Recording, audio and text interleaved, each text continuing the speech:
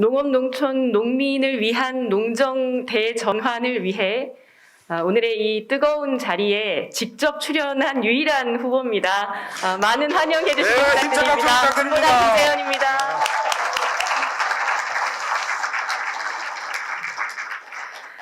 농산어촌 개벽대행진의 3대 강령, 6대 방략 잘 보았습니다.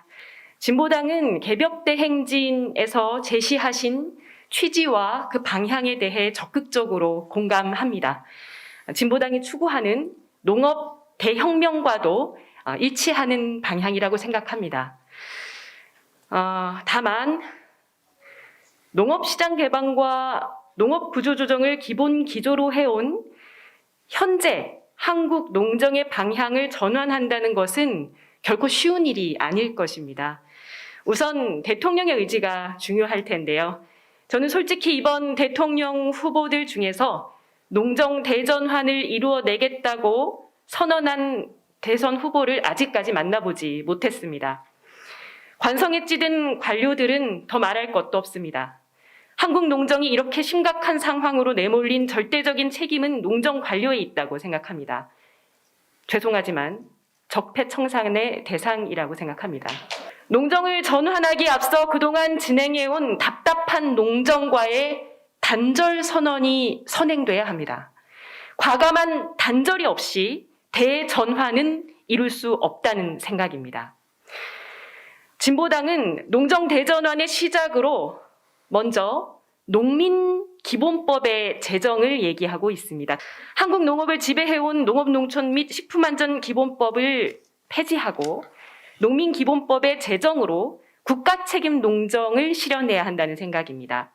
실은 오늘 오전에 아주 기쁜 소식이 있었습니다. 현장의 농민들께서 한 달여 동안 직접 나서서 농업농촌 농민기본법 제정을 위한 5만 국민동의 청원을 성사시키셨습니다. 진보당은 이후 현장의 농민들과 머리를 맞대고 이 농민기본법 제정을 위해서 발로 뛰면서 실천할 것을 다짐합니다. 국가책임 농정의 핵심은 식량 주권의 실현이며 이를 뒷받침할 농지개혁과 농민의 보호, 육성이 핵심입니다.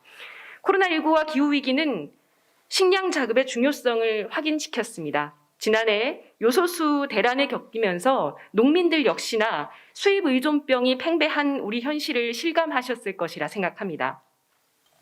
현재 20%에 머무르는 한국의 식량 자급률, 식량 수입 5위 국가라고 하는 오명, 이것은 전 세계 식량 대란이 발생할 시에 가장 큰 피해를 받는 나라 중 하나가 이곳 대한민국이 될 것이라는 것을 지적해주고 있습니다. 하지만 정부 당국은 여전히 농산물 수입으로 식량난 해결이 가능하다는 안일한 대응뿐입니다. 다음 달이면 발효되죠. RCEP 그리고 현재 정부가 추진하고 있는 CPTPP 이런 것들이 향후 얼마나 큰 폭풍을 불러일으킬지 매우 우려가 되고 있습니다. 이미 FTA 시장 개방으로 무너진 농업 농촌의 초대형 FTA 격인 RCEP이 발효된 이후 식량 자급을 포기하겠다는 것은 아닌지 저는 걱정하지 않을 수가 없습니다. 이제 식량 주권은 국가가 주권을 지키는 핵심적인 과제입니다. 농촌 지역의 소멸, 농어촌 고령화의 원인은 농산물 수입 개방과 농업의 구조 조정이었습니다. 개방화, 규모화된 농업은 몰락의 길을 눈앞에 두고 있습니다. 수입 의존병에 걸린 농업 정책만으로는 지금의 농업, 농촌, 농민이 처한 현실을 회복시킬 수 없습니다. 앞으로는 국가가 책임지는 농업 정책이 절실합니다. 그래서 진보당은 국가가 책임지는 농정, 농민기본법의 제정으로 농정 대전환을 말씀드리는 것입니다.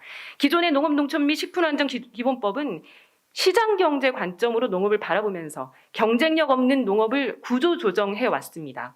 그 결과 농지는 투기의 대상으로 전락해버렸고 마트에서는 값싼 수입 농산물을 홍보하고 있습니다.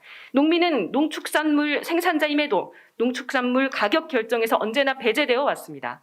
농업 농촌에 대한 이해도 없고 농민 권리를 보장하기는커녕 농민 먹을 거리 안전도 보장할 수 없는 농업 농촌 및 식품안전기본법을 이제는 폐기해야 하고 새로운 농업, 농촌, 농민의 기본법을 만들어야 합니다. 제도개혁 없는 농정 대전환이 있을 수 없기 때문입니다.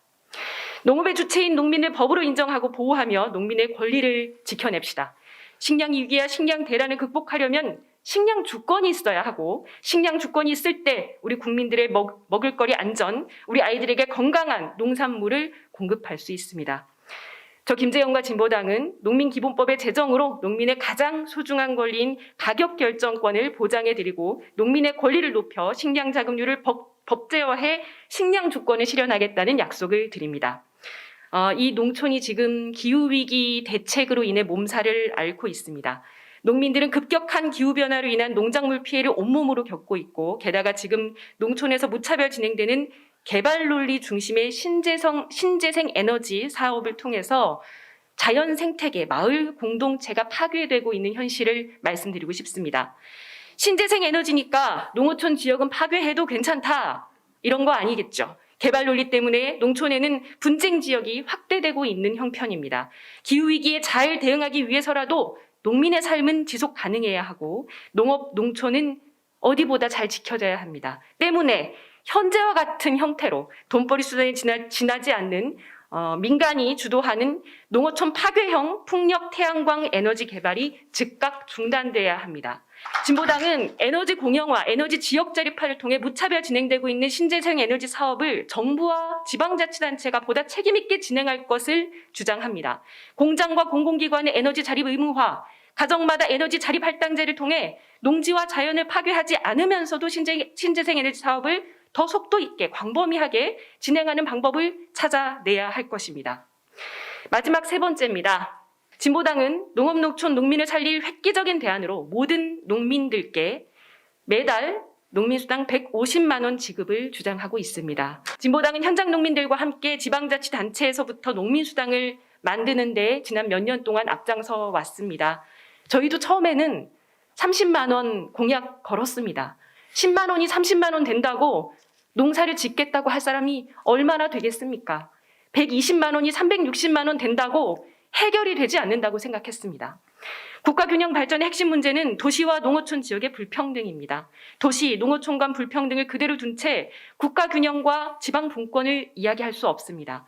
농업농촌의 공익적 가치를 실현하는 농민의 역할을 인정한다면 농업을 국가 미래 전략 사업으로 인정하고 모든 농민들을 공직자 수준으로 대우할 수 있어야 하겠습니다.